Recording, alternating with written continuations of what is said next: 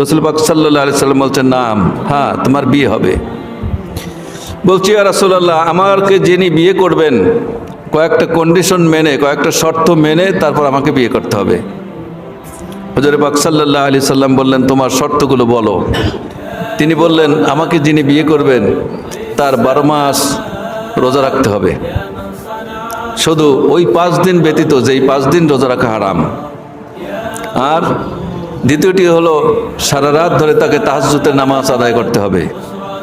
তৃতীয়টি হলো তাকে রাত্র কোরআন খতম করে, কোরআন তেলাওয়াত করে তারপর তাকে ঘুমাতে হবে।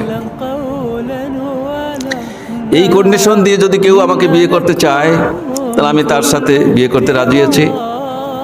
হুজুর পাক সাল্লাল্লাহু আলাইহি সাল্লাম সাহাবাদেরকে মধ্যে বলে দিলেন, এই সাহাবিনীকে এই শর্তগুলো মেনে কে বিয়ে করবে এমন কেউ আছো? একজন যুবক সাহাবা দাঁড়িয়ে গিয়ে বললেন, ইয়া রাসূলুল্লাহ, আমি তাকে বিয়ে করব। হুজুর পাক সাল্লাল্লাহু আলাইহি সাল্লাম তাকে বিয়ে করাই দিলেন। 1 বছর হয়ে গেল।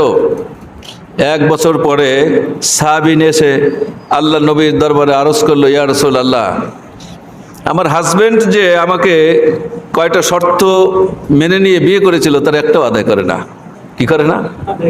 একটাও আদায় করে না।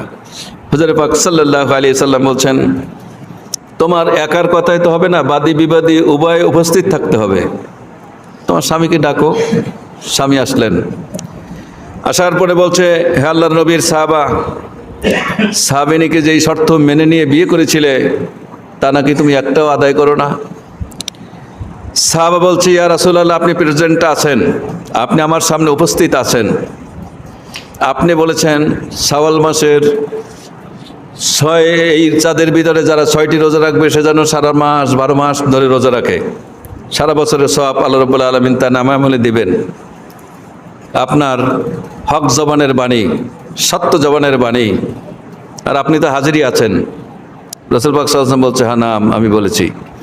তখন সাহাবা বলছে, ইয়া রাসূলুল্লাহ, তা আমার স্ত্রীকে জিজ্ঞেস করে দেখেন আমি 6 রোজা রাখছি কিনা। স্ত্রীর কাছে জিজ্ঞেস করে দেখলো, হ্যাঁ উনি 6 রোজা রেখেছে। তাহলে ইয়া রাসূলুল্লাহ, আমি 6 রোজা রেখে যদি 12 মাসের সওয়াব পাই, তাই 6 রোজা আমি 12 মাস রোজা রাখতে যাব কেন? সুবহানাল্লাহ বলবেন না?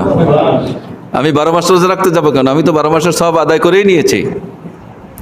সাহাবিনেও মুস্কি মুস্কি হাসে, বিশ্বনবীও মুস্কি মুস্কি হাসে, আর সাহাবাও মুস্কি মুস্কি হাসে। এরপরে বলছে যে তুমি সারা রাত ধরে নামাজ আদায় করবে, এই শর্ত ছিল, তুমি সেটা কি করেছো? আমার স্ত্রীকে জিজ্ঞাসা করে দেখেন, আপনি বলেছেন ফজরের নামাজ যিনি জামাতের সাথে আদায় করবেন